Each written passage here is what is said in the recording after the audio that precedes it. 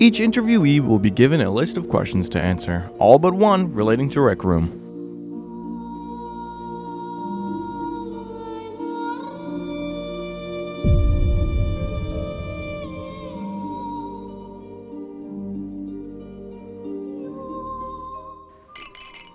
Alright, our next interviewee is Wrighteous. Wrighteous, please introduce yourself to the audience and tell them where they can find you and stuff.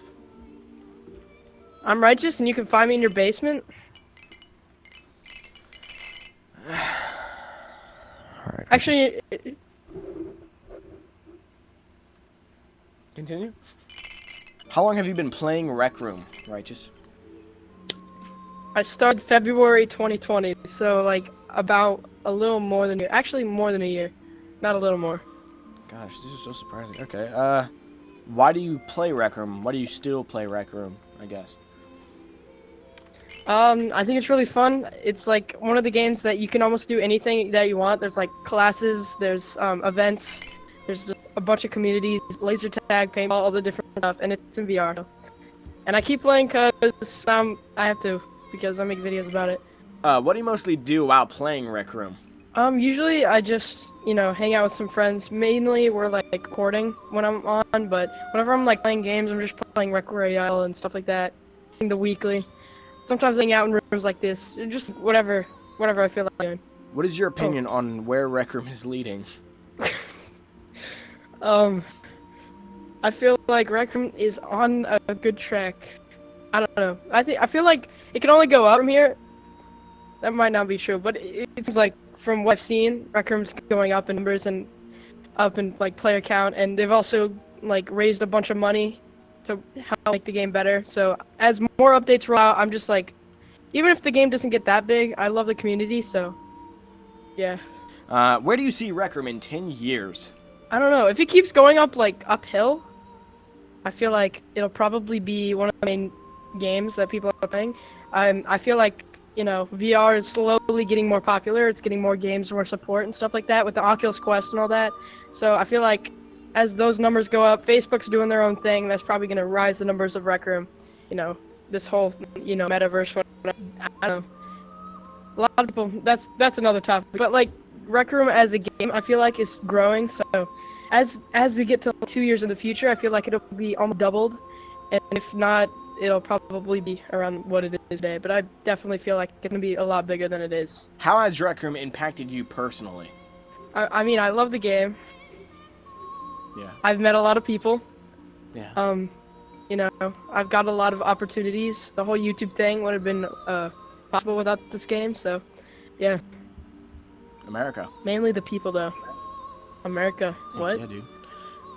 Canada. How has RecRoom changed how you think about people/things in real life? Well, I have met people all across, like, the world. I've met people, like, all kinds of different people. I've gotten to see different, like, people and how they, how they live. I don't know. Like, people in Europe, they've got it. Like, I've never talked to people in another country before I played the game because, they don't live in my country. So, yeah, stuff like that, meeting different people with different views and just seeing everyone's, ideas and stuff. It's really cool.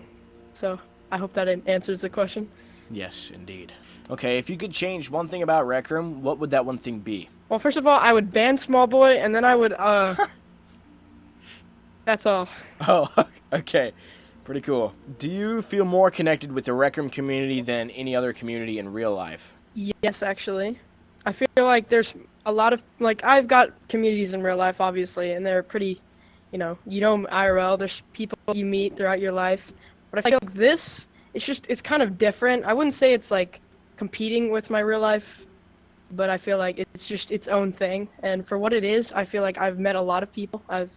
It's a community that I'm a part of, and I'm happy about it. And I feel like I keep saying I feel like, but I feel like, I don't know. It's a great community. A lot of people, when they join the game, they like think it's bad because of all the kids on like screen mode or blasting music or whatever, or cursing or whatever happens. But I feel like if you really get down into the game itself and meet the people and the communities and just join whatever community you want, there's so many like aspects of the game that you can do and like be a part of. So yeah, I forgot what I was saying, but That's all right. All right. So 10th question. what the? Oh my! Last question. Right. All right. Are there any positive messages or things that you'd like to share? Perhaps a favorite inspirational quote of some sort? Anything like that? There are no accidents, Master Ue. Also, pineapple pizza. This isn't pineapple pizza, but pineapple pizza is good. So. I had some for the first time a little while ago. It was pretty rad. What's your opinion on Mr. Squinkles, Wrighteous? Huh? He kind of built like the Boss Baby. Honestly. Yeah. All right, hey guys, I am Tydalwavee, and you can find me in Florida. Oh no, wait, that's not what you meant. Yeah. Cut. Okay. No, just kidding. You can find me on. What can you find me on? Just forget about your own channel. I don't know. You can. I think you can just search my name up. Tydalwavee's right there. You can search me up on YouTube, Instagram, and TikTok. You don't want to search up any of those because then you'll cringe. How long have you been playing RecRoom? Right, May of 2019. Why do you play RecRoom, and why do you still play it from this point? Well, I play it because it's fun. I find it very entertaining. You can literally. I like games. I like games that you get to have your own creative mind. Like kind of like Minecraft. I like that because you can put your creative mind like whatever you want to do. You're free. And that kind of has like the same deal here. You're free to do whatever you want, and I like that. You get to do like if you wanted to shoot people, you can. If you want to have casual game time, you can. You can do whatever. That's why I like it. Plus, the people on here are fun. What do you mostly do while playing RecRoom? I mostly okay. So I like talking to people. I like hanging out with my friends a lot. Like if you notice, I'm a lot of the times in the rec center. Yeah. I just like making like a fool out of myself. I find that really fun. Like getting people's reactions, like just trying to make them smile. That's what I really like. Like I know if they're smiling or not. It feels good. It's kind of like dopamine rush inside my body, and so now I'm kind of addicted to it. Heck yeah. I don't know. Talking to the community. That's my favorite part of RecRoom. I think that's what you asked. Is that what you asked? Well, I asked what you mainly do in RecRoom. You pretty much answered it. You like. Oh, okay. Talking to people. What is your opinion on where RecRoom is leading in the future, like development-wise? I have no idea. I never thought it. You never thought about it? All right. Nope. This question is somewhat related. Okay, so by the way, to kind of like lead on that question, I'm a dude who lives in the moment type of guy. I usually don't think. Oh yeah. Okay, so I do think about my future, since it's kind of important, of course. But I'm mainly like for like more important things. I have that mindset that there's something I have to do to make sure I know where to step. But like I live in the moment, so that's why I never thought about where RecRoom's going. I'm just like, I'm here now. It's fun now. I'm good. This next question, I don't know if you'll be able to answer it, but if you ever thought about anything like it, you might be able to. Where do you see RecRoom in 10 years? RecRoom in 10 years? Yeah. Personally, I feel like I'm gonna have the same feelings as I did with Minecraft again. It's kind of like that nostalgic feeling, like you go back and you're just like, whoa, wow. A lot has changed. We're gonna be like old men walking back into our our old rooms and just, oh, I peed there. Oh wow, All right. Something like that. No, but I mean like not like for yourself though. Like where do you see it development wise? Like where do you see it on the food chain of video games? I guess you could say. I have no idea. That's all right. It's like a future thing. Yeah. How has RecRoom impacted you personally? I think it's made me less shy in real life, I guess. I think it's VR in general, not just RecRoom, but RecRoom and other games. I found myself acting like I do on RecRoom in real life. So I think it helps me to have a better social skill set and more confident speaking. How has RecRoom, this is also somewhat related, how has RecRoom changed how you think about people/things in real life? Well, I don't think that's really changed because of RecRoom. I think I just saw people as people. Yeah. I don't know. I don't think that's really. Yeah, I don't think RecRoom changed that. I just always seen people as people. If you could change one thing about RecRoom, what would that one thing be? One thing I'd like to change about RecRoom. I want full body tracking with the full body costumes. That's one thing I'd change. Dude, you know how much memes we'll be able to do with that? Bro, I could be like Gangnam Style, you know, and like, riding the horse with that. That'd be so much fun. Oh no, dude. RecRoom's gonna be Heck cursed. yeah. Heck yeah, dude. Do you feel you are more connected with the RecRoom community than any community in real life? To be honest, I think it's 50-50. So I balance my VR in real life. And it seems like it's sort of the same. Like I see somebody in Dixie and I know them. We're like, hey, what's up? It's the same thing here. We see somebody in the rec center. Hey, what's up? That's how I see it. It's kind of like the same thing, just something on your head. The 10th question, besides the extras, if any, is: are there any positive messages that you would like to share, or perhaps a favorite quote of yours? Okay, so there's two things. I think I'm going to say this one instead, because I think I relate to it more. So, even though it's like a great game, even though this is a really great place to be in and everything, every time we're on here, we're like escaping everything else. I feel like you should still get that real life in. Like treat this as like an extra thing. I feel like, you know, like come on here not to just like be completely washed in the headset. I find people on this game for like over like 72 hours, and that worries me a lot.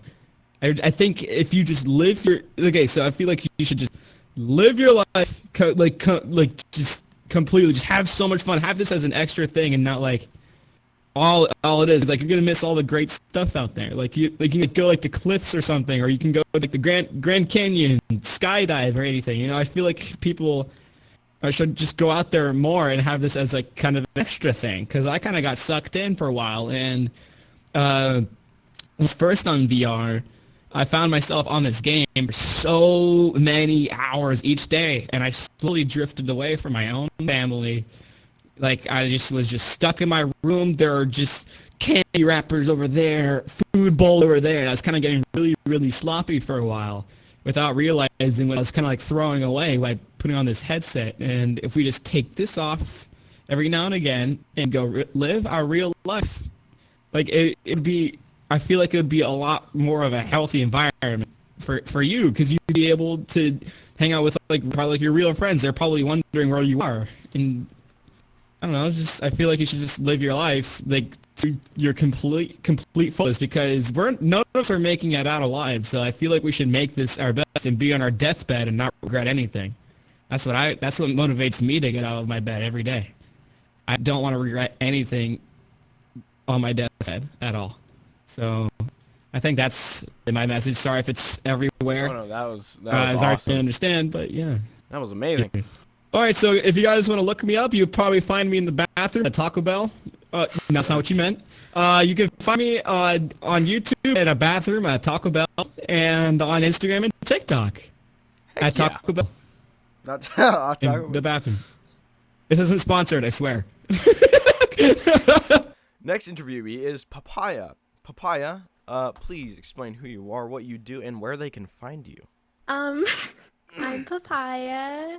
Nice to meet you. I am a builder and an artist. I like to... Oh god, I'm not prepared for this. You can find me at Papaya _VR Papayas. That's my art account. And or you can find me through RecRoom, which is Papaya with 9 A's. How long have you been playing RecRoom, and why have you been playing it up to this point? I started November 16th, 2019. And I got into it at first because I started playing on PlayStation. And it was pretty much the only free game you could play online for free without paying for PlayStation Plus. And then after that, I met some pretty people, and that's what's been keeping me coming back to the game. A year later, somewhere in November again, I got my Quest 2, and from there I've started drawing in game and invest more into building, and I don't know, I guess being creator is also what keeps me coming back. Why do you play RecRoom? Again, I think it's the people. I really don't think I would be so invested in this game if there wasn't interesting people or people you could become really close with and learn so much about. I think RecRoom is heavily carried by the people that play it, and without the people that play it, it would not be the same. What do you mostly do while playing RecRoom? There's a few things that I go straight to. So I'm a moderator at Valorant. So what I like to do is I go in there and watch people and help them out when I can. I also like to hang out in rec centers or some of my favorite rooms are Cozy Aesthetic Island because I really like to collect the seashells. Or another thing is paintball. Very big fan of paintball. 136 wins. Oh my Just like to absolutely destroy people. Um, aside from that, I build in my own rooms or I don't know, it's just building paintball or hanging out. What is your opinion on where RecRoom is leading, like development-wise? I think it's heading towards a really good place. I mean, I don't know, if you compare it to like a few years back, not that I would know very much about it, but what I can say at least now is that it's becoming really diverse, and I really like how they are including so many different kinds of people from different kinds of backgrounds. Yeah, that had a lot of issues, especially with like all the cross-platforming, but I don't hate where it's going right now. Obviously, has a lot of problems. Like the game sometimes is unplayable, but I don't think I would have still be playing if I didn't like where the game was heading towards. Where do you see RecRoom 10 years from now? I'm pretty sure Gridley said this, but he said something like, "Oh, we want to be like the Facebook of like VR or something." Like just Oh. like so advanced, so popular that everyone's using it to communicate in some shape or form, and just seeing how much it's grown the past 2 years, I can definitely see it heading there. How has RecRoom impacted you personally? Just the type of connections I've been able to make within this game has been really sweet and has helped me through a lot of dark times. Like, I'm pretty sure any person you've interviewed has mentioned something about coronavirus and how isolating it was.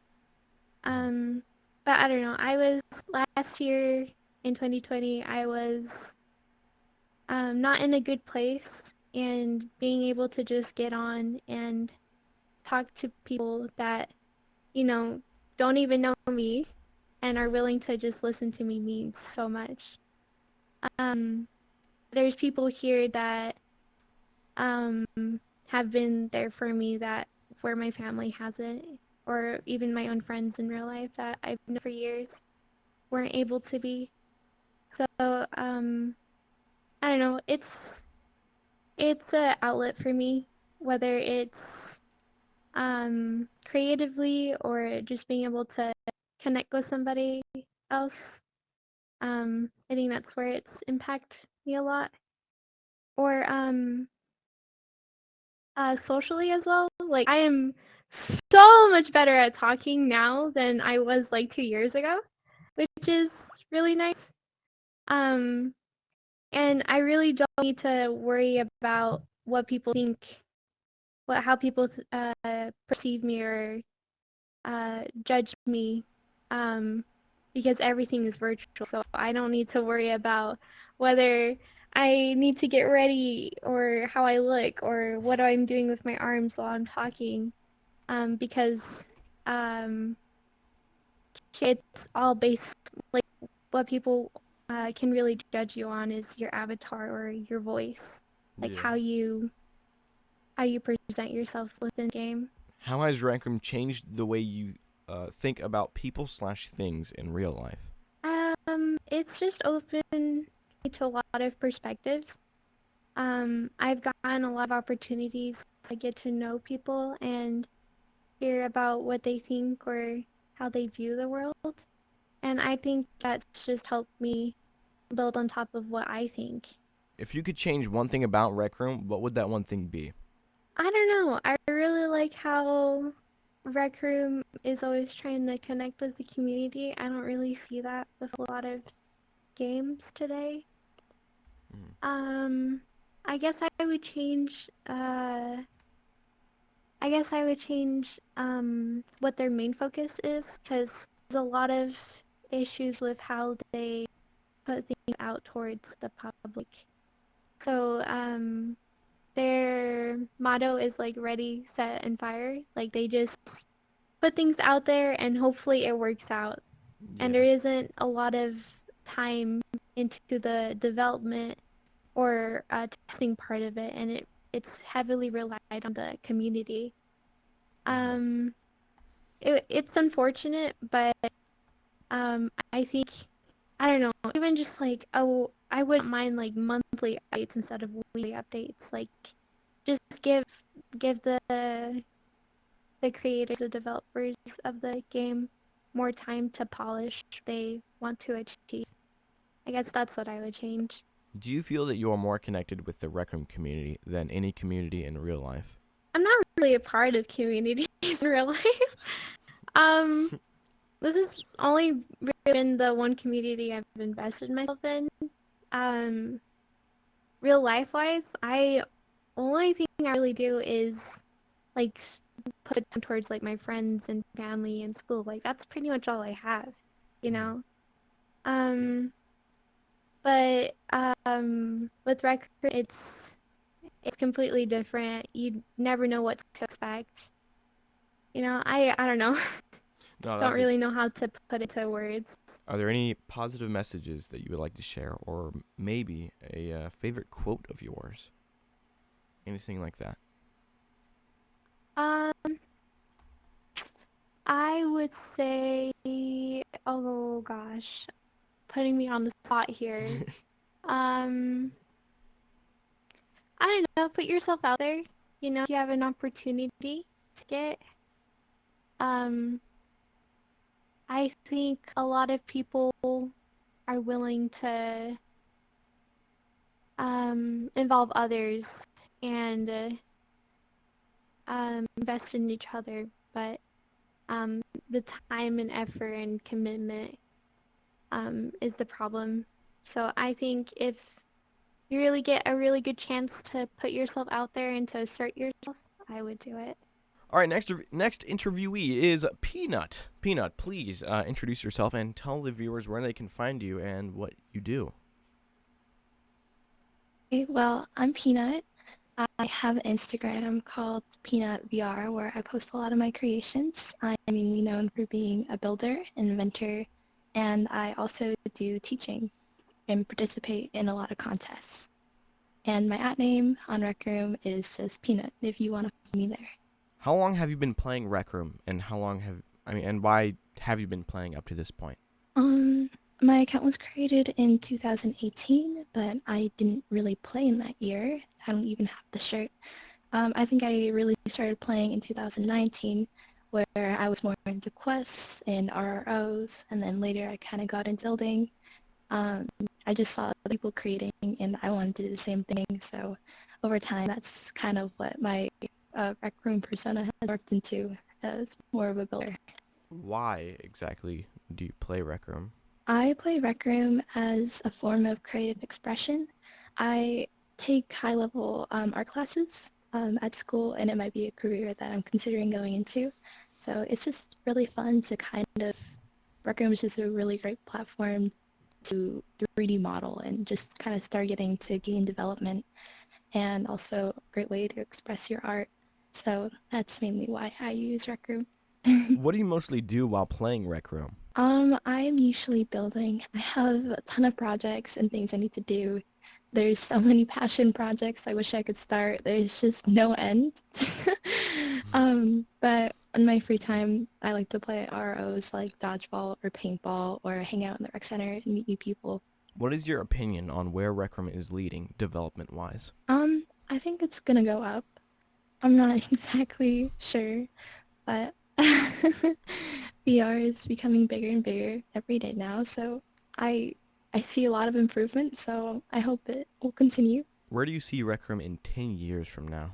10 years. I don't know. I think I see it better than it is now. I don't see it dying anytime soon because it's just a very good and well-developed social platform. So hopefully it'll be around by then. How has RecRoom impacted you personally? Well, I now have an incredible passion that I spend way too much time pursuing. I just really love the artistic aspect of RecRoom. So it's changed me as a person, definitely. I could have been doing so many different things with my time, but instead I choose to create on here. All right. Would you say that's a positive or a negative thing? Just a little additional question. I think it's positive per se. It really does give me like a creative expression platform, which is really nice. Like a bit of an outlet, So you'd say? yeah, it's probably better than playing other games like, I don't know, COD, Yeah. Fortnite, I or agree with you Minecraft. there. A little bit more productive. Yeah. How has RecRoom changed how you think about people/things in real life? Well, I feel a lot more connected with people per se, since RecRoom has given me access to like a whole bunch of different people and different social groups that I might not have get to see in real life. Like I get to meet people from different countries. I get to teach people from different countries and kind of learn how it is for them. It's just kind of nice to be kind of connected with the other part of the world, which is something you don't really get where I live. If you could change one thing about RecRoom, what would that one thing be? I wish they would add a terrain manipulator. What do you call it? Be kind of cool just to give us some more tools, some blending like Unity for the creators. I know that they've been updating your pen a lot, but I'd really like to see some more advanced tools in the game. Do you feel like you're more connected with the RecRoom community than any community in real life? I would say probably yes. Just because it's a lot easier to talk to people on here. I'm a little bit more introverted in real life. I have like a closer group of friends, but in here I kind of talk to a multitude of people, so it's kind of good to get out there and talk to more people because I tend to stay in smaller groups in real life. Are there any positive messages that you would like to share, or perhaps a favorite quote of yours? I don't have any favorite quotes, but if you're aspiring to become a creator of any type, just don't give up. I know it can be really rough at first when you're looking at something for the first time. It's not done, or maybe you just finished it and it didn't come out how you want it to be. Just continue. Push no matter what. And also, don't compare yourself to other people. Compare your work to the last thing you made. Always work on self-improvement. All right, next interviewee is Willsmeister. Willsmeister, please introduce yourself and tell the audience what you do and where they can find you, good sir. Well, hello. My name is Willsmeister, and I just create videos.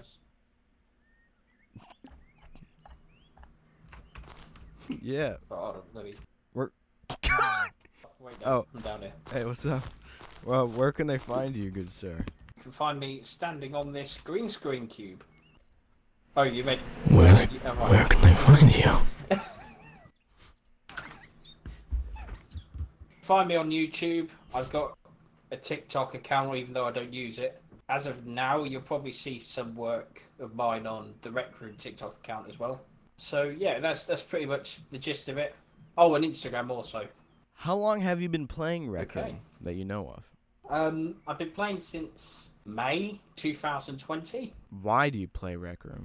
I used to play because there was quite a few good games, and then I picked up a maker pen, started making logos. Some of them getting into the RecRoom gallery, and then eventually it just turned into what I like doing now, which is pretty much making videos on it. What do you mostly do while playing RecRoom?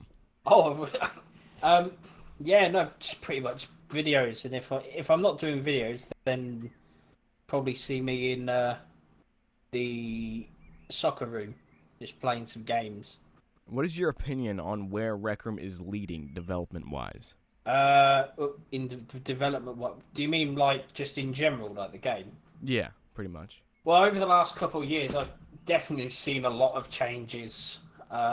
Definitely, like most of it is going pretty well. I'd say. I think it's in a few cases, or actually rather in many cases, I think it's going in the right direction in that. But obviously, there's been a few mishaps here and there. I think, but I think we'll get there. You know. Where do you see RecRoom in 10 years from now? I think it'll still. I think most certainly will still be here. Be very interesting to see whether it actually becomes more popular in 10 years than it is now. Because obviously now it's had like a surge over the last couple of years, hasn't it? Especially during like the pandemic and that. Yeah, be very interested to see where they end up in 10 years. I would like to see this game grow because I quite like this game, you know, but just be very interested in what happens in the next 10 years. How has RecRoom impacted you personally? Took a lot of my time. Definitely took a lot of my time. Like, A lot. So, I mean, when I knew I was, like, making some videos that people were, you know, entertained to see, I was like, okay, alright, I'll get the tools necessary to make these kind of videos, and then I'll, you know, improve upon that and make some videos that, you know, pretty much the majority of people will hopefully be happy to see. And that's just pretty much because I used to just play it, and I think my first experience was I was either Golden Trophy or Prison Life, and needless to say, that weren't really the best first impression for me because I was rubbish at Golden Trophy first time I played it, and I just hated all the screaming kids in Prison Life. I remember it. But then I went back a few days after learning that there was the Maker Pen, so I think purely like the Maker Pen got me into the game more, and then I spent most of my time just utilising the Maker Pen to assist me with making the videos. So pretty much videos nowadays is what I do now, but it's definitely took quite a bit. It's definitely impacted my life. Yeah, not to mention making TikToks for the game now, which is. If I told myself like that time ago if I was doing something like that, I'd say, "Nah, way, mate, you're mental." How has RecRoom changed how you think about people/things in real life, if at all? Don't think it's changed what I think about people in real life and that, I would say. Because before RecRoom, I used to just play the odd like few games and whatnot. Used to play Halo when I was younger, and it was pretty much like the same as how the RecRoom community is sometimes, especially like the old COD lobbies and everything. You had your goods and you had your bads, so really nothing's changed in my opinion about, you know, the communities and whatnot. But I've definitely seen some really cool people on here who's got like the potential to do a lot of good things. If you could change one thing about RecRoom, what would it be?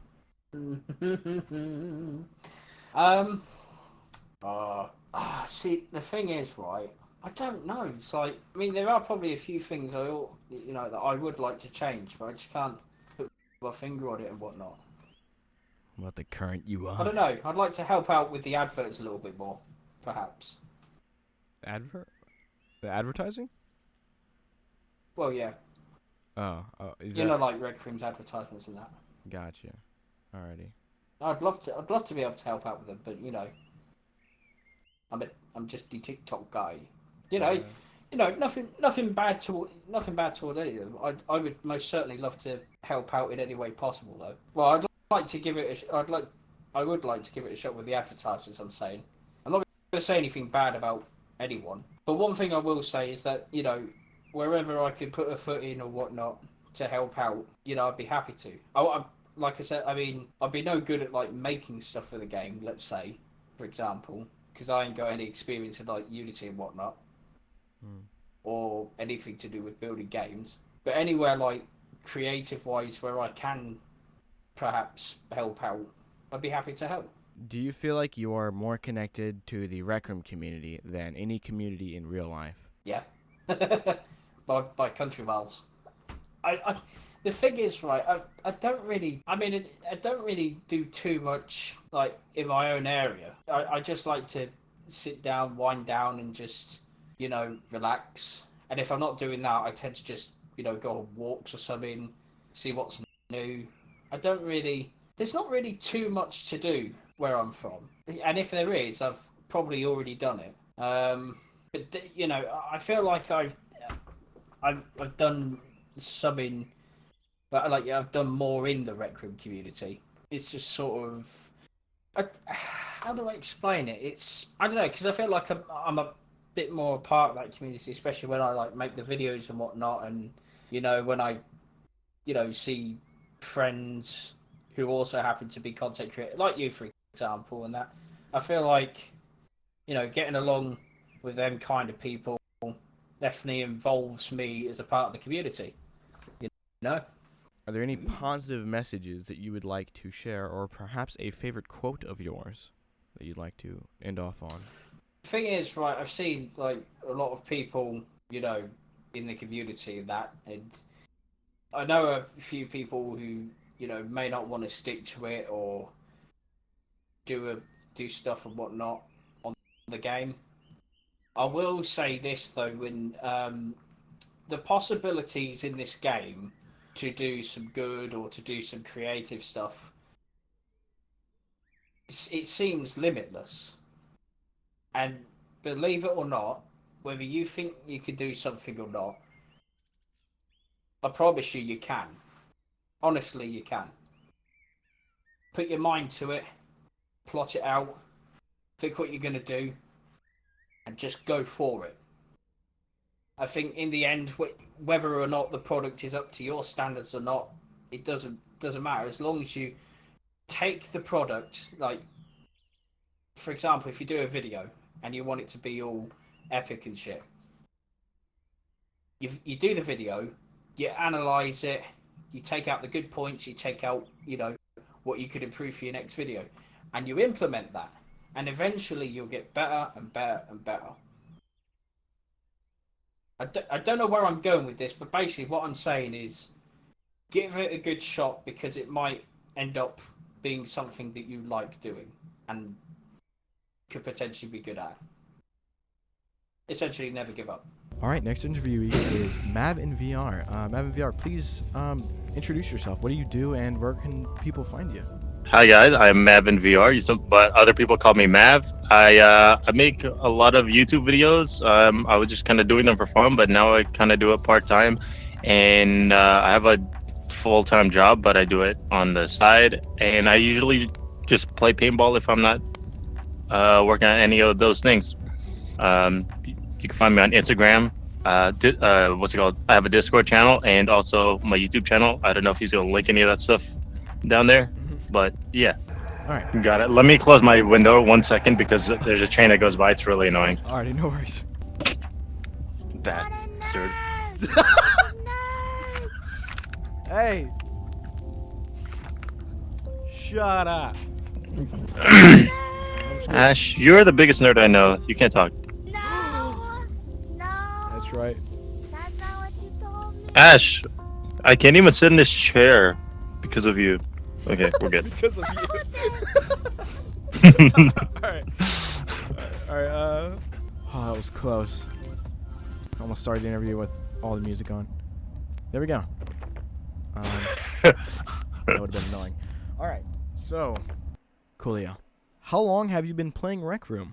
I have been playing a RecRoom. I don't remember. I think 2 years, a little over 2 years now. I got my quest, the quest one during when COVID first kind of struck, and that was kind of when I started playing RecRoom. And it's now I didn't expect that, in the future I would end up having literally like every mainstream headset known to man. I thought like I would just have the Quest and that'd be it. And I was kind of like going through a lot of stuff where I wasn't able to afford that many things at all. But because YouTube, and then I had another opportunity with another job, I actually got a little bit of good luck on my side. So then things started turning out, and then if not for YouTube, I probably wouldn't have even bought all those headsets. But now I have like the Valve Index, and I have the Rift S, and I have the Quest 2, and then the Quest. But it's a good thing I had them, because recently the Valve Index has been really screwing me up. And then I tried to go back to the Rift S, and I forgot my Rift S cable was messed up. So then I had to go back to the Quest 2. So at least I had something to get on. It's been kind of wild, but yeah, that's how long I've been playing, about a couple of years. Why do you play RecRoom? Okay. And like, why have you been playing it this long? Why do you still play it? Why I play RecRoom? Because I'm forced to make content by 65,000 people. No, I'm just kidding. No, I play because I love I really love like the people that I've met on here.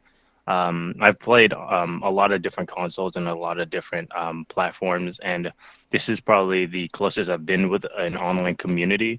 I also just really enjoy what I do and making content, and seeing the new things that they add to RecRoom. It's kind of like, I don't know if everyone else feels like this, but just every time you get on RecRoom and you just see what's like new, it feels like you're just on a like never-ending journey of what's gonna happen next in RecRoom, or who you're gonna meet next, or just a bunch of like things that you don't really expect to happen. And it's cool because it's just a world of limitless possibilities right on your face. You just put it on, and you're like in this unlimited amount of creative space. And yeah, I think I don't have any other game that I've ever played that's kind of like pulled me in this much. I've been addicted to some other games, but never for like the community or for any of the aspects that I've been so attracted to RecRoom for. And my favorite thing about it is it's most games I'll be really hooked because of the competitive aspect or the gameplay or the people, and this is the only game that I've ever been on where it kind of really hits on all those notes. I'm not sure if you know, but I'm in like some of the competitive leagues. I play paintball all the time, and so I get that really grindy and competitive shooter, gameplay that I really like. I just crave all the time. And then I can, help my friends build something here, or watch what my friends are building, see what other people are working on here, look at the art like some people like Talented Ash over there have made. And there's just so many cool things that is constantly coming out. And that's kind of like the reason why I play RecRoom so much. And I don't think that it's ever really going to have an end because of the community itself, What do you mostly do while playing RecRoom? What I mostly do, like I said, I usually play paintball. I really love seeing the custom paintball maps. Those are really cool. I have like I kind of wish you could favorite just like different kinds of like create playlists of like custom rooms. So I could just have a playlist of different paintball rooms and then separate it from the other rooms that I really like. I think that would be really cool for them to add. But yeah, I'm on here doing that, or I'll be making a video, or I'm just literally just relaxing. It's just a really cool place to relax because you can hang out with all your friends, talk to people, and you don't really got to worry about how you look or how smelly you are. It's pretty great. Yeah. What is your opinion on where RecRoom is leading development-wise? Development-wise, I feel like they've handed it over to a lot of the creators, but I think that's a good thing because it is like the players itself, the creators that are really expanding the game, and they're being rewarded for it, and so that gives them more reason to like the game and more reason to stay and make content for the game. And I think we've seen some of the most amazing rooms and quests because of these contests and because of promoting these different builders and creators. even YouTube alone, I think it's like the YouTubers are really, they're getting a lot of advantage as well because they're being rewarded for what they're making for RecRoom as well. So it's not like just the builders are being rewarded. And yeah, I really do like that they're kind of like pushing it off to the player base because it gets them more involved. And I feel like everything being added to RecRoom from the players is there's just a wide variety because it's just so many people constantly making games now for RecRoom. And I think it's I do wish our RecRoom development team did add more original features, original modes. But I see what the point is. I see where they're going, and you know, I don't like disagree with what they're doing. Some of the, so, every now and then they have an update or something that is pretty questionable, like yeah, Maker Pen update. But I think for the most part they're doing a pretty good job with development wise. I've also heard a few things from a couple of people up top, and I won't share it because I don't want to leak anything, but there's some pretty cool stuff on the way. And I think it's going to be really, really game changing. Really, really different things that I don't think a lot of RecRoom players will be expecting. Where do you see RecRoom in 10 years from now? Oh, that's a tough one. I don't even know where I see myself in 2 years. So that's a really, really tough question. like growing up, I always ask myself where I see myself in 5 years. And every single time those 5 years have passed, I've always been 100% like completely wrong. So, where I see RecRoom in 10 years? Oh, I can say where I hope I see it in 10 years. I really hope that it's, it stays up top and competes with all those other games that can last a decade, because it's asking for a game to last a decade is a really, really hard thing. A lot of games die out after a decade. Even the series like Call of Duty series is, I feel like it's dying, even though they have a new game every year. I feel like it's underperforming, but that is a completely different genre of video game. This is like a social platform, so it's more social than a competitive game like Call of Duty. But I really do hope that within the next 10 years, if I'm still playing it, that it's done nothing but progress every year. Especially the past couple of years, I feel like RecRoom has just gone like 110%, full speed. You're just going at it, and there's never really, any downtime. There's always something going on, and I think that if they just keep doing that, RecRoom in the next 10 years will be huge. And like I said, I hope it'll be up there with Minecraft and Roblox, and in the VR aspect, I hope it's competing pretty well with VR chat, if VR chat is still going to be a thing. And I'm pretty sure VR chat will be a big thing still, because when it comes to VR itself, there's only so many social platforms that you can really participate in. So I think that in the future, they, all the platforms right now, the social platforms that we have, are really going to excel unless something comes along that does something super unique. But like I said, I'm not really sure where it'll be in 10 years. I don't even know where it's going to be in the next year. I don't know where it's going to be tomorrow. But yeah, all I know is that I just hope that it's just doing what they always do and continue progressing the game and rewarding the players like they already do. If they keep doing that, I'm sure there's no way it's going to go downhill. How has RecRoom impacted you personally? That's a really good question. RecRoom has actually impacted me in a lot of ways. I would like to say that it's more positive than negative, because RecRoom has done a really, really big thing in my life. First and foremost, it's given me this secondary income, which I'm hoping one day will be my primary income, and I could do it, for a living. And I never thought that, for my whole life, I've always wanted to do YouTube, and I never really expected it to actually be a possible thing that I can pursue. Um, I don't know why I didn't think. I always knew I had like the energy and the attitude to maintain something. I guess I never really had a vision for any channel I've ever ran. Um, and I've never had like that business aspect behind it. And in my opinion, if you're gonna run like a YouTube channel on anything, you kind of have to have that mindset that it's not just for fun. It's actually gonna be like an actual lifestyle. And being able to say that RecRoom is literally my lifestyle is a really really cool thing to do, because it's a game that I really enjoy, and I'm able to almost make a living just doing what I enjoy. You know what I mean?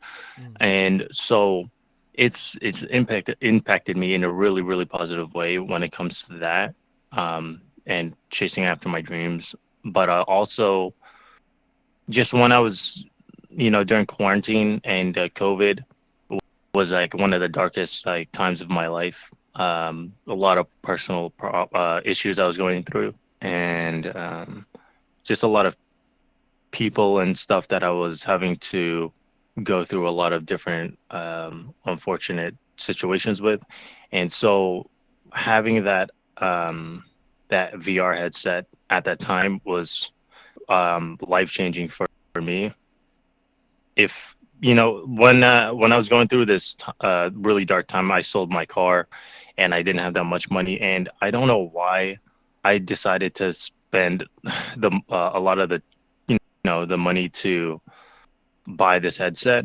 I just knew when I saw the advertisement for it, I was just like, man, I've always wanted a VR headset, and this looks like it's actually making, a difference. It looks like an actual headset that's actually entertaining and actually like enjoyable. So I was mind blown when I saw it, and I kind of against everybody else telling me not to waste my money on it and that it was a stupid purchase, I still did it. And a lot of people kind of like, they're judging me for it. For I'm a fully grown man. I have way more problems, and I have these financial issues to overcome, and then I go spend like a big chunk of change on something like a VR headset. And at the time, no one understood it. Even if I just went to go buy an Xbox or something, it's still one of those things a lot of people don't understand, because they don't play video games, they're not gamers, and they don't realize that we buy these things and we do these things because it's not just for entertainment, but it's for our health, our mental health, and a lot of people don't understand that. So for my mental health, it was really, really, really good and impacted me in a really positive way, because I was able to get away from all those things. And I was able to tell myself, look, if you have this much time, there's no excuses. You can actually, chase something you've always wanted to chase. And because of that, moment, like, I'm pretty sure I flipped my whole life around. And I don't have any other ways I could say that it's impacted me in a, I guess, negative way, except for that it just takes up a lot of my time. But I like to say that is also a positive thing. How has RecRoom changed how you think about people/things in real life? That's kind of a tough question. I'm not really sure that it's changed how I see people in real life. I do think it's changed how I see a community and how a community can, like, work together. And I know that, at the end of the day, it's a game, and there's a lot of competition, whether it's the creative aspect or the competitive side. And there's going to be the toxic side of people that will show. I think that's going to be kind of like a so just something that you can't prevent, and it's not really it's not a bad thing. People are just going to be how they are, you know what I mean? And things are going to happen, and not everything is perfect. But it goes to show that, like, everyone is going to be people. When you come into this game, you come here and you think, like, I'm just playing a game. Everything's going to be a great time. There's there I can just hang out with who I want to hang out with, but there's gonna be drama like no matter where you go. That's one thing I learned, and just learning how to uh, figure out how you deal with specific people or groups of people is one thing I learned from being around so many people here in Rec Room. And I'm not saying that it's full of terrible people. I'm just saying that it's just like real life. You know what I mean? People's emotions are in this game, and it's really really out there.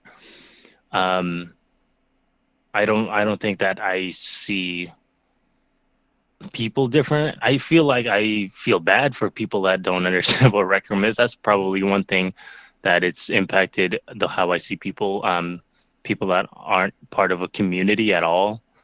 I feel even more bad for those kinds of people. You know what I mean? People that Yeah. kind of like are to themselves, aren't part of anything. They just work and they don't, contribute to any community. I feel bad for those people because I'm like, man, you're missing out on, something really, really cool. People that also that don't want to give Rec Room a chance. Those are people that I really just like get annoyed about. I'm just like, man, just give it a chance. I'm telling you, it's pretty dang cool. But for the most part, I like to keep those two things different anyways. Like I like to keep those things apart. Just reality and virtual reality are meant to be two separate things anyways. So I don't let it affect how I see one or the other too much. If you could change one thing about Rec Room, what would that one thing be and why? I think about this sometimes, and one thing I really notice is that I don't really think I have anything that would be worth changing. I mean, I have a few things I would definitely love to be added to the game, but I don't know if there's anything I would just change. Um, I think that everything that they've done, everything that is happening in Rec Room is for a good cause and for a reason. If there's something we don't have, there's a reason. If there's something they're planning to change, there's always going to be a reason. Um, and I think it's good that it's not always perfect. I think it gives Rec Room time to learn and to do things better. Um, because like you sometimes you have to fail to see how you can succeed. Sometimes they have to do things wrong to figure out how to make things better. um, and I don't think that I personally would even feel like I have a right to say I would change anything about Rec Room. um,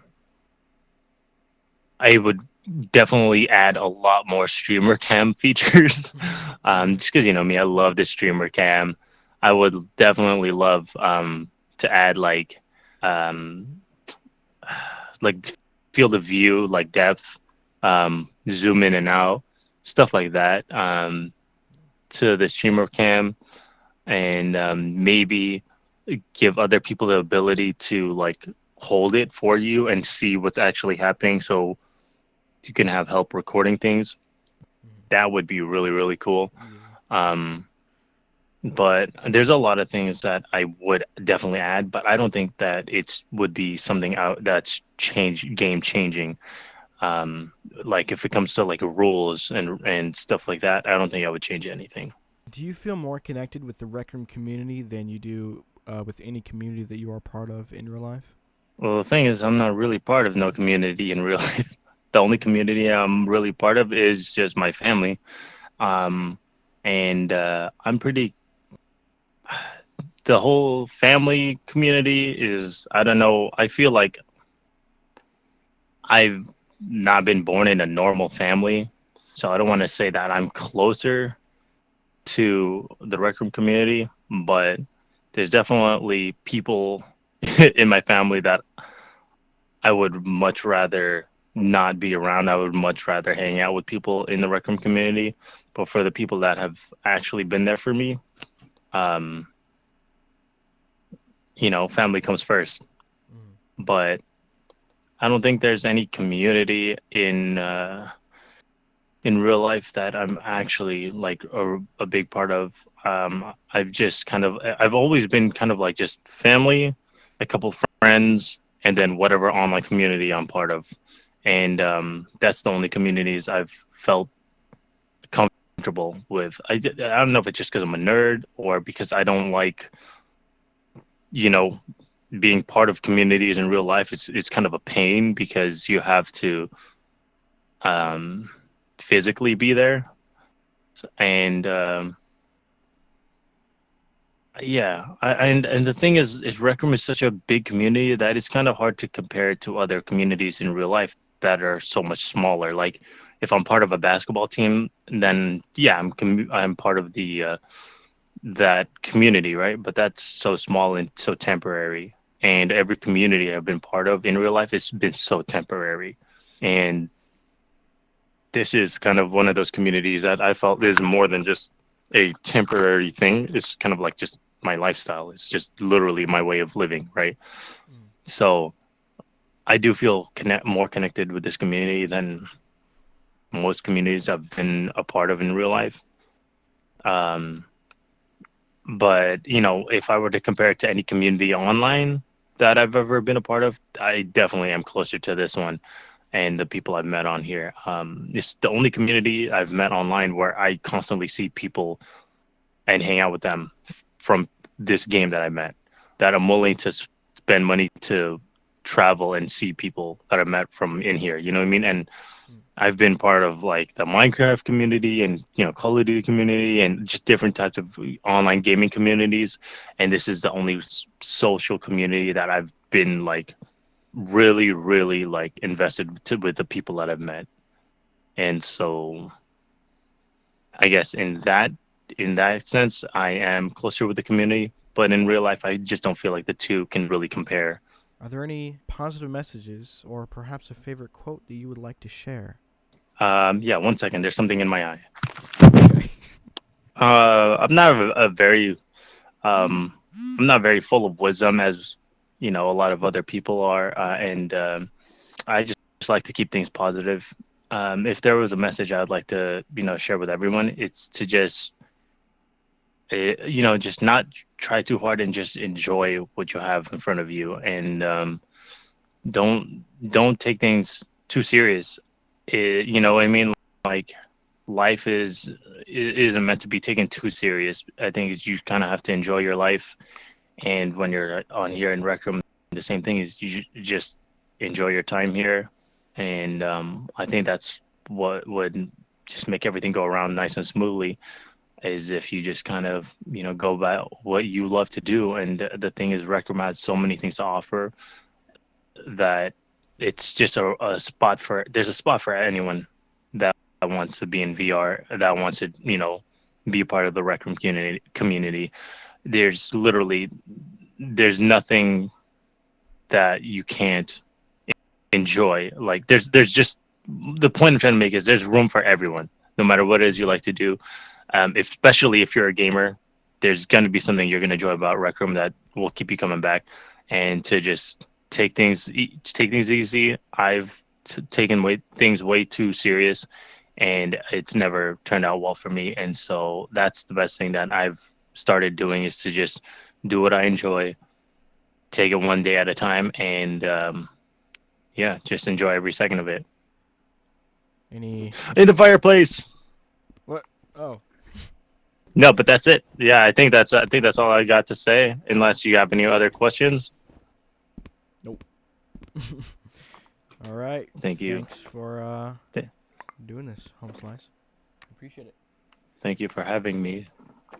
Thank you for letting me have you.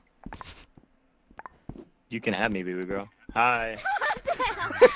Hi. I'm still recording. All right.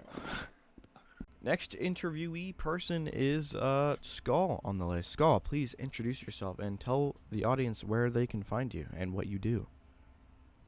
Hey, how's it going? I'm Skull.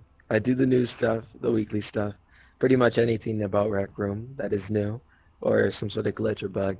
I kind of just give updates and, tell people about things that may be happening inside the game, stuff that's going around inside the game, and, random things. I do news and all that on YouTube. You can go find me.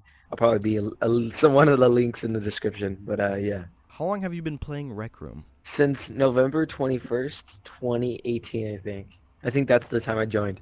Why do you play Rec Room? I always wanted to be like a YouTuber, and then when I started playing Rec Room more and more and more, I started liking the game a lot more.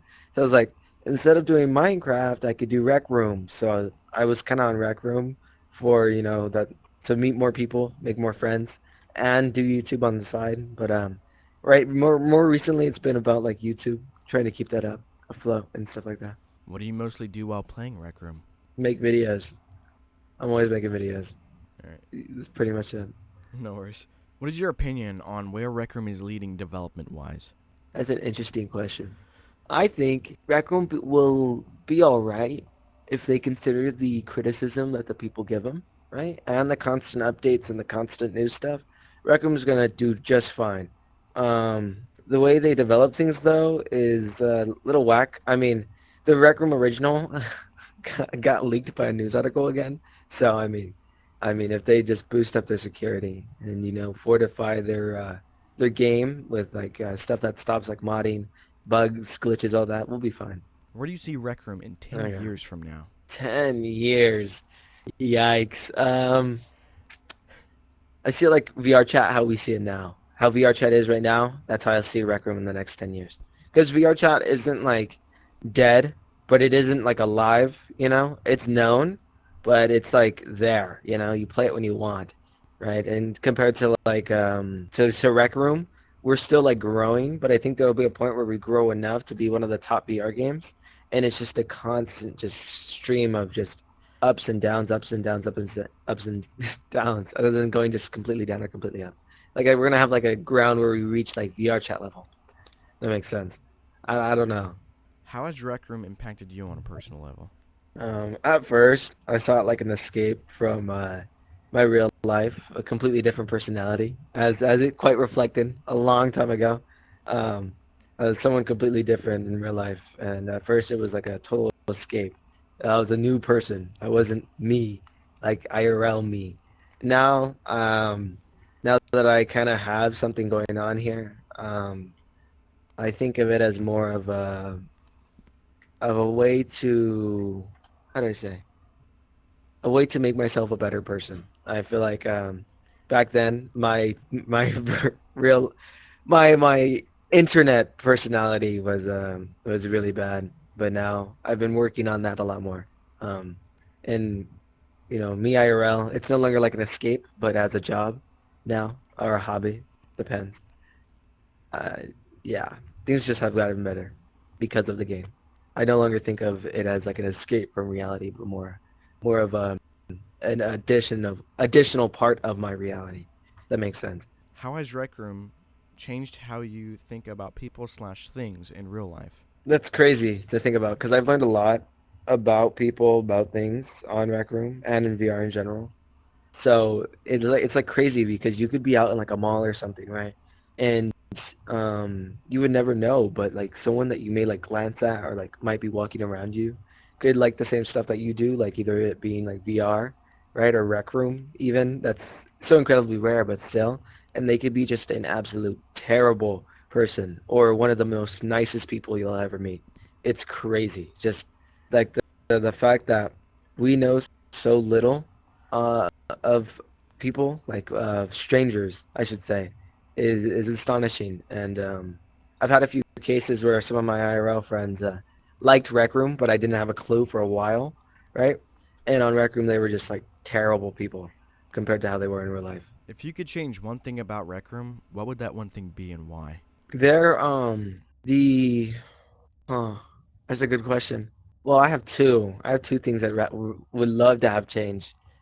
How much of Debbie Downers the community can be, and how toxic it could be. Like, let me get started with the first one. The whole Debbie Downer thing is, I'm in the Rec Room Discord server, right?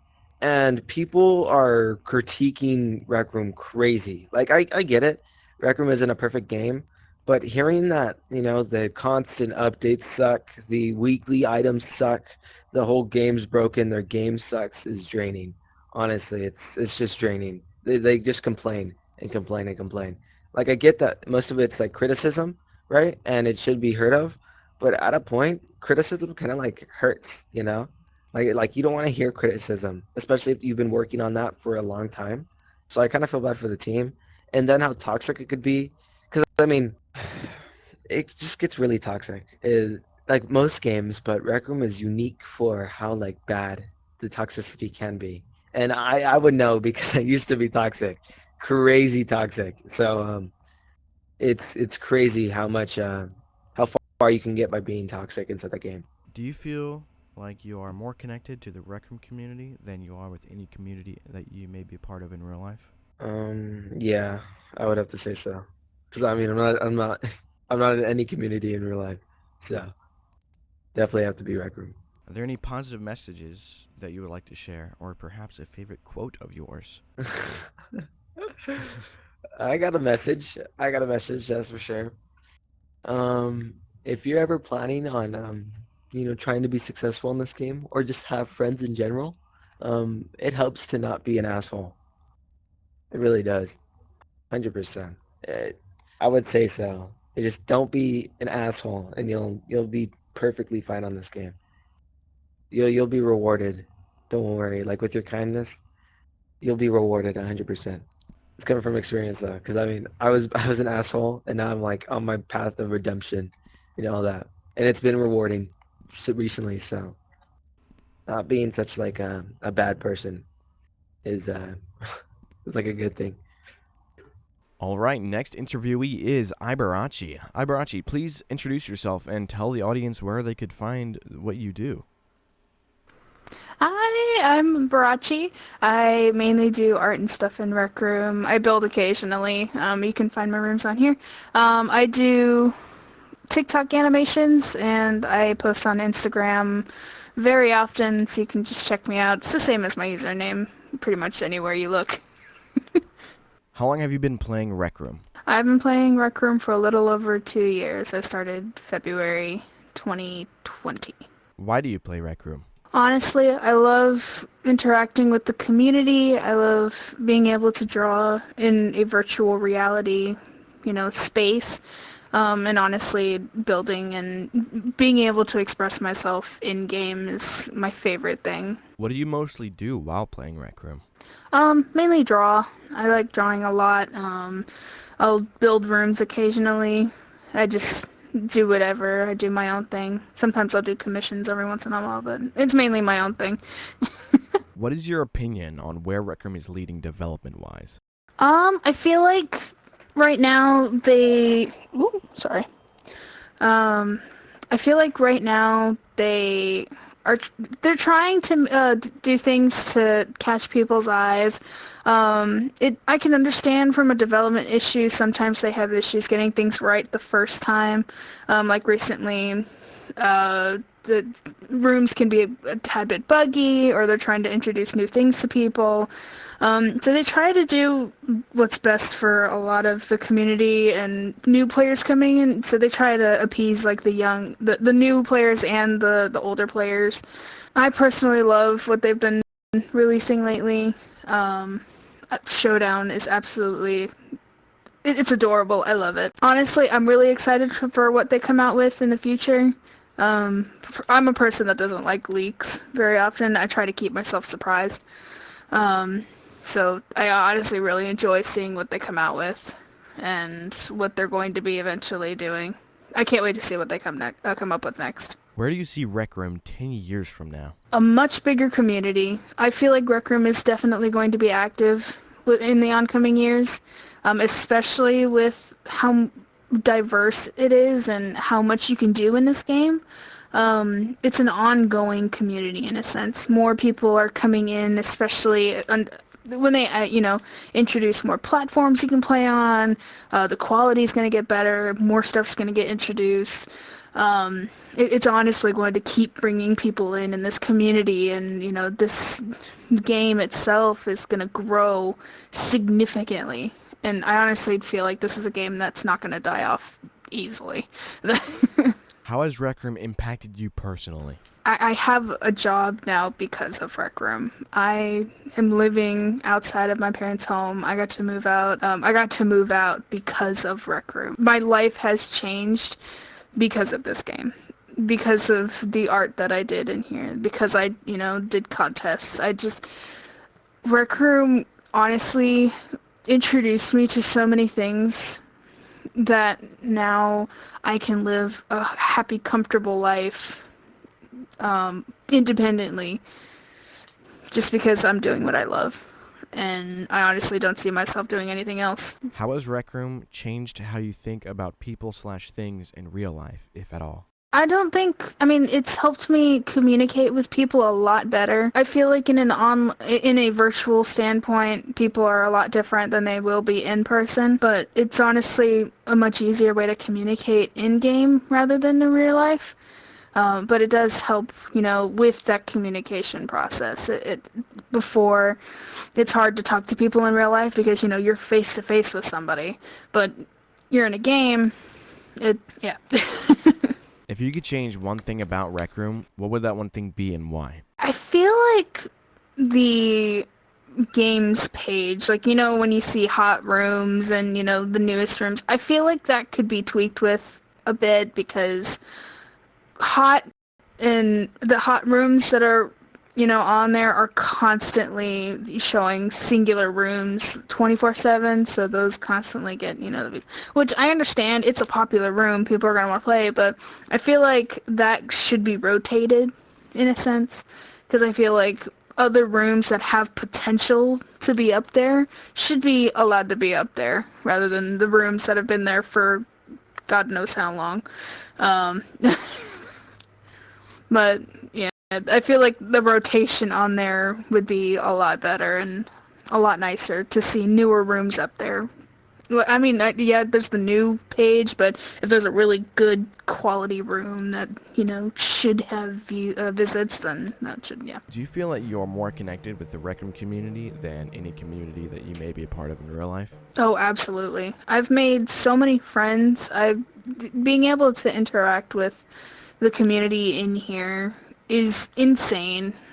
You get the occasional bad egg every once in a while, and you don't want to let a few of them, the toxic people, ruin the entire community. It's like a lot of other fandoms and communities. You can't let one portion of the game ruin it for you entirely. I love meeting new people. I love interacting with people in game and being able to do different things in the game, and overall the community is amazing. Are there any positive messages that you would like to share, or perhaps a favorite quote of yours? Don't be afraid to try new things, especially when it comes to building, when it comes to art. I see a lot of people get, discouraged when it comes to making things in RecRoom because you feel like these really good creators always, they always get the recognition, and people always see their stuff before they see mine. Keep doing what you love, and everything will come with it. I'm living proof of that. You do whatever you want, and the good stuff will come with it. Dude, you have no idea how much I love your art. Your style is so cute.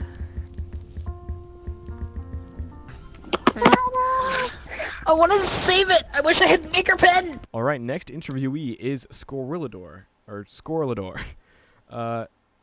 please introduce yourself and tell the audience where they could find what you do. My name is Squirrelador, as he just said. I typically make horror maps, occasionally PvPs, and I usually do commissions. People can usually find my work on the horror tab, or even YouTube or Instagram. I post all my updates there. But I typically surround myself with mainly horror. How long have you been playing RecRoom, and why have you been playing up to this point? I've been playing RecRoom since unofficially 2017, at the end of 2017, and then officially full blown into the game since 2018. I ended up and started when I actually I was going to be playing different games, instead of RecRoom because I didn't even know it existed. Because beforehand I was on PlayStation. I was in the PlayStation store looking for a nice, new, fresh VR game to play because I had just gotten one for Christmas. So that past year in 2016, but I rarely touched VR. So I was like, you know what, I want to go to the PSN store to see what they got. So, of course, I didn't have any money. I didn't have a job at the time. So I was looking at under free games, and I saw Super Hot, and I was like, oh man, I wish this was free. And then I realized that you could like put a filter on it. I was like, well, you know, let me look at the free games, like all in one category. So I scroll down and I see RecRoom, and I'm like, oh shit, I'm poor. That's free. Let's go. So I tried it out, and I actually fell in love with it because the first game that I ever played was Jumbotron. I didn't know what anything else was at the time, but I was essentially by myself for most of it. I didn't really start to surround myself with anybody until maybe around 2019, 20, I would assume, like toward the end of 2019. Let's see. I'm trying to go back in time and review everything that's happened. Oh yeah, I did get my introduction to building, but not like building as you would think of. I normally build things from scratch now. I don't ever use inventions anymore. But when I did start building, I didn't see that as an issue, because that's what inventions were used for. So I ended up I tried to build something, but it didn't go into plan. So I just kind of scrapped building. I was like, you know what? I'll just play the game. Building's not for me. So I ended up and played. Not gonna lie, when I first started RecRoom, I was very toxic, like extremely toxic. But I ended up and met a person. I don't remember their gamer tag. It's been so long. But essentially, they were in a bad spot where they weren't very accepted. So that's when I kind of changed my perspective on my personal life on RecRoom itself. But they weren't very happy with their life because they were trans and their parents weren't very supportive, and I had ended up instead a joke, and they didn't find that very amusing. So I felt really bad. I was like, you know what, I need to straighten up my act. I went over there, apologized, and then we ended up and became really, really, really good friends. But they were still kind of on the sadder side. So I was like, you know what, maybe I should take up building. So I decided to make them a gift in order to something, because they were always sad, gray, black and white, and it's all dark and gloomy. I know, kind of ironic for what I build now. But mainly I wanted to build them something bright, colorful, neon. So I ended up and built Neon City Hangout for them. And the day, unfortunately, this is kind of the sad part, the day that I completed it and I hit published to the map itself, it ended up and it just went kind of downhill from there. Won't get into too many details, but I did unfortunately find out that they had passed away due to self-harm. So they took their own life. I don't know why, don't know how, but that was my motivation to build more. And because usually when I make friends, I have really strong attachments to them. So if I consider you a friend, then it's a bond that I'll never break unless certain circumstances in life happens. But I ended up and had a really strong bond to that person. And one night I was like, you know what, I don't think I can continuously make hangouts forever. So that's when I kind of put RecRoom off to the side for about a month.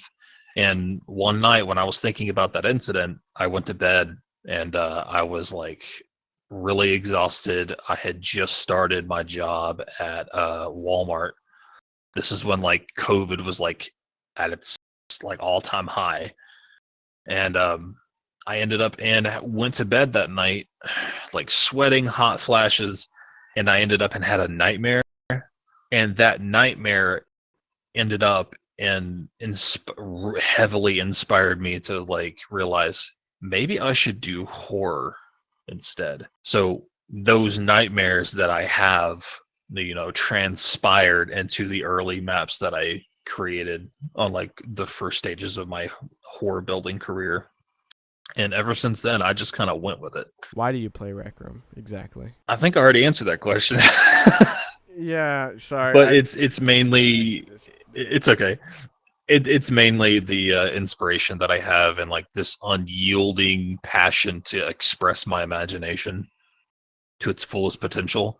And no, I by any means, I'm not going to claim I'm the best builder, but for fuck's sake, like I will throw my heart on the line and just like put whatever I find that inspires me onto the table and say, you know what, here's my work.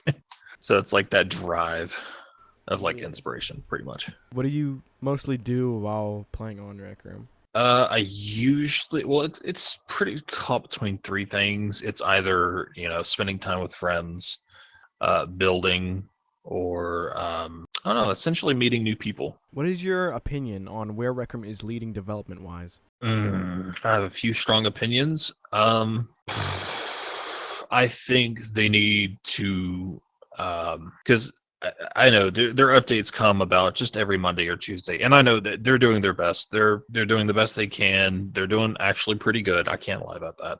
They're doing their thing. It's not like I could do what they do, but I do have a few suggestions for them. But with the way RecRoom is looking now, I do like the progress that it's making. Like some of the changes are a bit redundant. Like for example, this past update, they changed the word wire to connect. How does that benefit anybody? But like the changes that I do like are like, CV2 coming out of beta, I don't know, new items, new events, a broader expansion on having, influencers on RecRoom connect with, their community.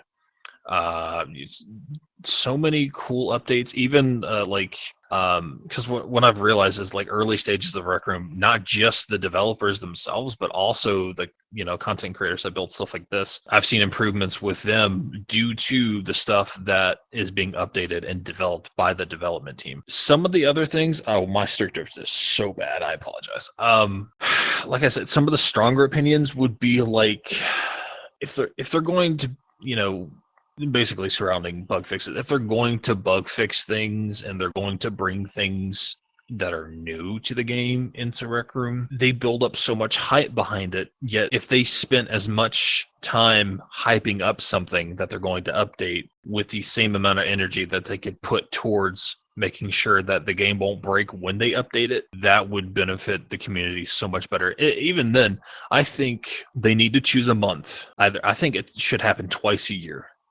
Once in June or July, and the other time in December. Twice a year, they need to take an entire month without updating the game or bringing anything new. Of course, bring new clothing items. That's a must, just to keep players enticed. And, different events, obviously. But what I mean by, taking a month, instead of adding anything majorly new, no new RecRoom originals, no new items that you can spawn with a maker pen, obviously keep the clothes in. They need to take an entire month to end up and just fix all the bugs that they can and plan it out the month prior, write a list down every Tuesday, fix a cluster after cluster of bug fixes. And then after that, in between the 6 months, by the time that 6 month gets there, then they have a new list of bugs that they can fix. And if they did that pattern, I almost guarantee within 2 years, even a year if they do it thoroughly, they'll get 80 to 90% of the bugs fixed. Because that's what a lot of development work with horror games like The Forest. That game is so buggy. And they actually did that method, and their game was almost entirely fixed in 2018. Yeah, it's more so bug fixes than anything. Other than that, I find everything pretty good. Where do you see RecRoom in 10 years from now? Offline. Like dead, basically? Dead, yes. If it transpires to anything like, because I remember realistically, I can either go dark with this and realistic, or I can go pretty basic with it. If I go the basic route, it would pretty much be like Roblox.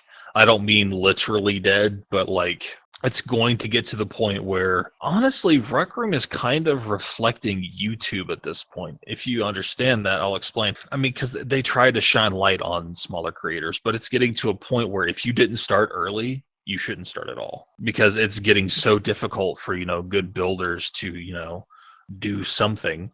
Because it's not like you can just start the game fresh, pick up a skill, and then, because you could join a contest, but it's more so like the amount of effort that you have to put in.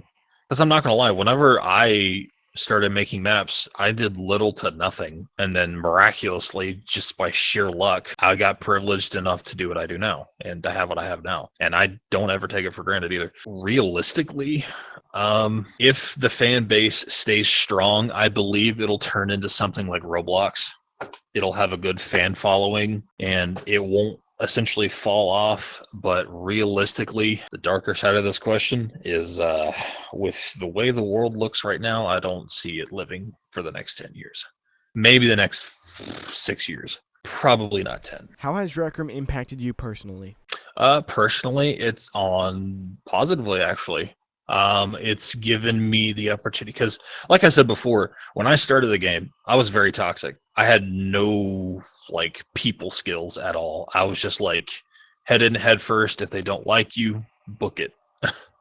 Because honestly, if I would have kept the same attitude and the same mindset that I did when I first started playing the game before I built, I would not last long on this game. I would more than likely, I would have probably had been banned long ago, really quickly. But more so for the better, honestly, really nicely. I mean, obviously, everybody has negative moments in the game. Who doesn't? Mostly positive. Because, there are a few times where, you think, oh my God, I'm going to quit RecRoom because he said, she said, this and this and this. But, honestly, you can't really look at it like that, because it's for instance, this is a bit of a metaphor. If you ever have, a bad situation with somebody, something that my mother has always told me is just to walk away, type thing. Oh, high five. I thought you were like, yeah, nice advice. Personally, if to make the better experience, it's to surround yourself with the people that you want to be around, type thing. Or how can I put it? If you want to have a good experience, surround yourself with good people, so you don't kind of get let down in the end. Because that's where I think a lot of people fall short, is when they play RecRoom within itself. It typically doesn't end well for them, because they only have one bad experience with a moderator because they were acting too stupid in a rec center and they paid for it, and they have one bad experience and that was their first major experience, and that's literally how they define the rest of the game. Oh, you don't like me, you're probably going to ban me, which is honestly a lot of the reasons why a lot of players come up to moderators like me or anybody in the rec center that's a VMod, and they go up to him and say, oh my God, VMod, are you gonna ban me? Are you gonna are you gonna kick me? Blah blah blah. What if I say this? Will I get banned? I'm not angry at them for that. I honestly feel bad because of it, because I feel like they weren't given the right experience at the right time. I feel like they were dished out the negative BS before they got to experience the fun stuff. It's honestly just based on who you surround yourself with and what your experience that you expect it to be. Because if you surround yourself with toxic players that spout the N-word every 10 seconds, or I don't know, just sheer toxic people, like what I used to be. If I didn't have that one positive experience that happened to me when I first started, I probably would have said this game was ass and avoided it at all costs. Honestly, without this game, I'd probably still be picking up scraps on YouTube for getting just about 10 views a month. But yeah, I definitely see people getting the better experience with who they surround themselves with and what they do in the game. How has RecRoom changed how you feel about people/things in real life, if at all? It gave me the people skills that I needed, trust me. Beforehand, I grew up in a semi-religious, very religious household. I wouldn't really consider myself a guilty conscious. I feel very lukewarm on the terms of being religious. But on In terms of like people skills, I don't typically want to like. I've learned forcing beliefs and narratives and viewpoints on people is definitely not the way to go, because sometimes they don't want to hear about that. You don't have to force everything down people's throats. You don't have to visualize yourself politically correcting everyone that you come by. Even because personally, no, I don't. When I first started the game, I didn't find like myself being friends with people of the LGBTQ community, but I ended up I'm friends with a lot of them, and they were honestly the purest people I know. Like, I didn't expect those kind of things with joining RecRoom, because beforehand I would have kind of like put this in the best way possible that I can explain, just to kind of like put that understanding out there beforehand. Fresh out of high school, having that because I grew up in like a really small town, but like with the household that I lived in, and like the mindset that I got out of high school and went to college with. So in this scenario, I get hit on by someone who's gay. Beforehand, I would have been very creeped out, and I would have been like, what's going on? Very confused. I would have brushed them off, be really negative. But now, honestly, I can see it as like I appreciate it. And like I like wholeheartedly, I take it as a compliment, because even though like it's not your preference, it's not your view, it's not your black, white, yellow, pink, you're straight, gay, lesbian, or you're Republican, Democrat, you're Dominican Republic, it doesn't matter. But it's like, at the end of the day, we all bleed red. We all eat food, drink water, go to bed, wake up. We all do the same thing. I don't even see why people get offended or even, trade blows of insults. It's like, why? There's so many cool people on here.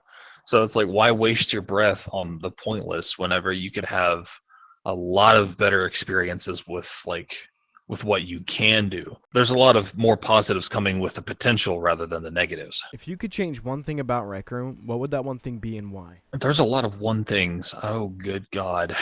Which one do I pick to say, though? Well, shit. I don't know. There's a lot of things. I'm going to actually be stumped there. I hear thunder, so if I cut out and I lag out, I apologize. It would either have to be moderation or age restriction on certain things. I could go into broader aspects of what I mean by that. Okay, so age restriction. So what I think people should do, because there's absolutely no guarantee that RecRoom could expect every player that's under 13 to be on a junior account. So what I think needs to be done, personally, I know this is the opinion that will probably throw me under the bus for some people, but I feel as if because obviously if you have those commercials with like, ask your parents' permission before signing up on this game, blah blah blah blah blah. The big misconception that people get between being on a junior account and not being on a junior account is you have to be 13 to be on a normal account. That's partially correct. It does, if you read the code of conduct and the backups on that, of course you have to be 13 to be on a normal account, not a junior. But if, let's say, you're like 9, 10, 11, 12, if you have proof that you have your parents' permission to be on an adult account, that is valid, but only if you can supply said proof, if only you can supply said permission. Because, sometimes, a 10-year-old's not going to hand the headset over to his mom and have the mom talk to the moderator and say, he has permission to play the game. That's not always going to be available. So what I suggest, whoever's on a junior account, keep them there. Whoever has a normal account and they just turned 13 or whatnot, let them keep their account. But like, here on out, I would suggest the method that Roblox does. Obviously, moderation, gotta have it. Better moderation. I'll get to that subject here in a second. But let's say junior accounts get all the luxury that normal accounts have. You can hear other people talk. You can message other people and voice chat and room comment or feedback. But under the condition that the game Roblox has, you must provide a valid ID to have such permissions. Meaning, if you can provide a form of identification either from a parent, guardian, or your own, then you would be permitted to use all of these things. Thus, preventing the entire report situation of players getting accidentally juniored because somebody sounded 13. This would be so much of a solid ground to stand on rather than just assuming someone's 13 and hitting the report button saying, oh, they told me they were 13. That could have been a lie. They sound 13. They could have just been voice acting. They could have used the voice changer, It would prevent so many mishaps like that if they implemented something like that. Not only if you get juniored, like obviously if you prove you're an adult, no biggie. But if you get juniored and you're actually juniored, you have to pay to get your normal account back. You have to pay $1. That's kind of, oh, hey, I accidentally got juniored. Hey, give me $1, bro. You want this? Yeah, no, you got to fork it over. Yeah, sometimes you got to pay $1, depending on the circumstance. But yeah, if they implemented the ID thing, like just show your ID of some sort of identification, either from your parents, like identification, like their ID, parent, guardian, or your own. Submit it, have it validated. Bada bing, bada boom. You don't have to worry about being juniored. You're verified. You're certified. You're, obviously people would probably think, so like what if somebody hacks your account and gets a hold of your identification? No, you would email them a private zipped verification just to privatize that, just so that information doesn't get leaked. In terms of moderation, my experience with being a moderator is coming up on the 2-year mark now, here in the next 5-6 months, I assume. I think 6, 7, I don't know. But with the moderation experience that I've had, a lot of issues that I see arising are obviously on terms of bugs. On some occasions, you get situations where you try to report somebody and it doesn't go through, or if a player ends up and reports somebody, somehow it just instantaneously goes through, in the misconception of players thinking that moderators can ban people. You don't ban people. That's also a big misconception. Volunteer mods timeout people. Timeout is an automatic placement that the game puts on the account until it is officially and manually looked over by the dev team. Honestly, because I would make some changes on my own, relatively everything else is running very, very smoothly. I don't see what else they could possibly change other than, a few mishaps here and there. For instance, I feel as if someone gets, because I know if someone gets banned, they get locked in their dorm for however long time. But I feel as if because I can't use my words. Oh, there we go. For instance, if a player gets kicked from a rec center by a VMod, I would normally just stick with a rec center, because you put yourself in a public setting, you're exposing yourself to the public, there's a good chance you might get harassed. There's a good chance you don't. There's a good chance that someone spouts the N-word at you. There's a good chance that someone claims that they're going to hack you and leak your IP. There's someone that's, this and that and that and this. Like, there's so many instances. But I think some of the abilities that they should have is if they are subdued to a kick from the rec center. For instance, my suggestion would be, if you're kicked from the rec center, you are not able to vote kick or report anyone for at least a day, because why should you get the ability to report somebody when you have no right to be acting that way yourself? Basically, if you're gonna do the crime, you better be ready to do the time. So I think that, because I can't say that because it's in development. I can't say anything about that yet. Yeah, I can't talk about that. I can't talk about that stuff. Confidential. Sorry. I'm sure they'll figure out a way around it, because like I said in like the second or third question, they know what they're doing. They get paid to do this stuff. It is their thing. They're doing their thing. I imagine they're going to handle it beautifully, like pretty much everything else that they do. But yeah, personally, if you get kicked from the rec center for bad behavior, buy a VMod, not anybody else. Because if because occasionally you're going to have a lot of players spam kick you from the rec center from just simply, not liking you. Hey, let's vote kick him because he's wearing a pride shirt. Like, what the fuck? Like, really? Like, I've seen that happen so many times. But yeah, I think that's a power that VMOD should hold, almost to give them a sense of warning. Like, if you think not being able to vote kick or report somebody is bad, you don't want to be timed out. Almost as if like a warning system. That would be pretty cool to add. But yeah, that pretty much wraps up my opinion on the moderation. Do you feel like you're more connected with the RecRoom community than any community that you may be a part of in real life? Oh, absolutely.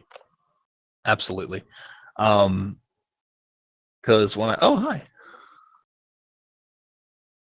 I felt the presence of iiBurachi. I'm doing an interview. Honestly, she's an example of that, because we had met 2020 and now she lives with me. So that explains it. Explains enough. Because before I started YouTube in hopes of doing something special, and of course, I'm not negating them, but like they would always like watch me play Minecraft and whatever like that before I discovered what RecRoom was. And like, even though like my community was no bigger than 60 subs, I was like super enticed to them. It's like these are my precious. And then I ended up and found RecRoom, and of course, over time I started to realize, oh, okay. And then I feel there was a day I felt this immense, like, I don't know how to explain it. I was very humbled when I went to the rec center at one point, because there was a time when, this is actually when I got the title, King of Horror. I went to a rec center and I was with iiBurachi, and we were, just hanging out in front of the mirror, talking to people, blah, blah, blah. So just about when we were going to leave, because we were super tired, we were going to go to bed that night. This was before she moved in. We went up to the store in the rec center, and we were looking at all the items, and we were like, oh shit, this is really cool. And then out of nowhere, I see a group of 8 players approach me, and they were freaking out. They're like, oh my god, wait, you're the guy who made blah, blah, blah, blah, blah. And you're the guy who made this and this and this. And I was like, yeah, I am. He's like, you're so fucking cool. Like, you changed my life, bro. Like, I was going to give up on this game. And, like, these games are so fun. Like, you don't need to stop. And then out of nowhere, this kid, like, up beside him was like, yo, he's like the king of horror in RecRoom. And then all 8 of them just started repeating it. And then I was like, no, I'm sure, like, my horrors aren't the great, the best or whatever. And he's like, I don't fucking care. And so I started, because I was like, that feels humble, but it almost feels too humbling. Because it almost, because at the time I felt as if it's like, do I deserve this? So I ended up, and his friends started spreading that name across RecRoom, and then time after time I would go on a PAL stream, or I would meet Soulfox on his stream or whatnot, and pretty much almost every time they would introduce me as the king of horror on RecRoom. And I ended up I was like, you know what? Fuck it. So I put it in my description. Obviously, you can't make everybody happy. I'll promise you that. You could be, I don't know, what's your favorite thing? CGI. Somebody could call you the king of CGI, right? You put that in your description. Yeah, and there's always gonna be that one motherfucker that comes up to you and be like, you're not the king of CGI because this so-and-so does it better, or this and this and this. I'm like, I don't care. It's like, for example, like, this is what I have, like, my initial response to that.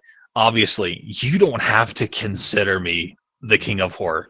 It's just a title. I just do what I love because it's horror, it's scary, it's like I said in the earlier questions, I by far don't consider myself the best builder in Rec Room. By far. I just do it because I love it. I will defend the title personally because I've been told there's just something about my horror maps that are different than all the others. And I know the AI BS, don't get me wrong. The AI is obviously one of the staples that got me started. But for what I have planned for future games, it's going to be a game changer. I'm kind of stepping away from the AI and going for the psychological, personal, up in your face, broad, I'm not fucking around horror type thing. So I actually had to make a promise to, because I had a talk with Misery after a contest, and I was like, okay, so you're pretty well educated in this kind of stuff, so I'm about to come out with some really gruesome shit. Probably, something that Rec Room has probably never seen before. It's probably going to take a while to get there, a little while, but when it does come out, you're going to be reminded that I'm still here. I'm not trying to sound cocky as fuck, but I'm sure as fuck confident. But no, for real though. But people don't have to consider me the king of horror or whatnot. They can just call me whatever they want. I don't care. I just do it for fun. It's all good fun, to be honest. Because it's like, I don't know, you become a pop singer, right? You blow up overnight. You sell more albums and stuff than, Michael Jackson. Does that make you the new king of pop? No. Exactly. That's the way I say it. It's like, sure, you can get millions of visits within a certain month. Does that make it any better? Does it mean that I'm a bad builder? No. Does it mean they're a bad builder? No. Honestly, people see it as obviously there are building contests, that's competition, but all in all, people see it as a competition. I don't see it as a competition. Honestly, as long as I can see people expressing what they want to express in their games, regardless if it's horror or a hangout or whatever, or even like this, as long as I can see that expression because it's what they love to do, I'm not going to hate on it. But yeah, I do have a couple of building pet peeves because I'm a sucker for originality, but that's a whole other subject for a whole other argument. But I really try to keep things real. And honestly, one of the things that I realize about what the fuck is happening outside? And you might want to cut this part out, but I want to go see what that was. I'm a nosy ass neighbor. Hang on. It's a fucking school bus dropping off their kids. I heard 10 people slam on the horn. I was like, what the fuck is going on? Okay, that caught me way off guard. What was I saying? Oh yeah. One of the things that I actually enjoy that not a lot of people like to hear, because I love constructive criticism. It's like part of my fuel. Obviously I get people to come up to me and say, oh my god, I love your maps. But here's the thing, if you always have people that come up to you and say, oh my god, I love your maps, something's wrong. Something is wrong. You're not going to get improvement. Obviously you'll pick up on something, but the improvement is going to gradually increase. But if you surround yourself with people that say, I liked it, but here's what you could have done better, and you take that and you apply it, you take it and you apply it, which is prime example, Legend of Wendigo Remastered. People said, I like Legend of Wendigo, but it could be more, instead of everything's flat, why don't you add some hills in there? I threw in hills. I threw in texture. I threw in, different pathing. Add in, change the trees. Don't use shapes. I started using tubing a lot more. Use more immersive sounds. That's what I went with. Be more exaggerative with the sounds, or even upgrade the models. Upgraded the models. There was even a player that suggested I like the helicopter escape feature in the first one, but I feel like it should have been more instead of just, fly away, goodbye, fuck you, see you later. So I ended up and got the idea that I was like, wait, what if we animated the helicopter flying away and then the Wendigo comes out of nowhere and tries to attack the helicopter? Did you hear that? It's like storming right now. It's every time I'm trying to do an interview, I swear to God. But it attacked the helicopter and spins out and then it escapes just to give the extra thrill. And compared to the reactions from the old one, compared to like the new one, they were so much better. They're so much better. And obviously, I could make so many more improvements now that I'm starting to learn a lot more CB2. The horror experiences that I'm going to bring forth are going to be a lot more immersive. I actually learned a few things that I tested out recently. Can't really say what they are yet until Anamoya releases, because I'm going to use that. I'm going to use this feature in Anamoya. It's going to be a treat. It's going to be a treat. It's not really going to be something I've done before, but I'm honestly willing to take the risk just for the experience type thing. If people like it, I'll keep doing it. If people don't, I'll take it out. Who knows? So, how's that question? Are there any positive messages or perhaps a favorite quote that you would like to share? Anything like that? Well, I have a couple of quotes. I'd have to pull them from YouTube, but I usually try to use them in my like milestone videos because they're inspiring. There's my 200,000 fam special. I did. It was a really long. It was, oh my God, it was like a really emotional poem. It was really nice, especially the guy who narrated it too. But honestly, on terms of inspiration, it would be like if you don't know how to do something, it's like keep experimenting with it, keep trying, keep doing new things. It's like learn over time. Like honestly, there is a quote I can think of.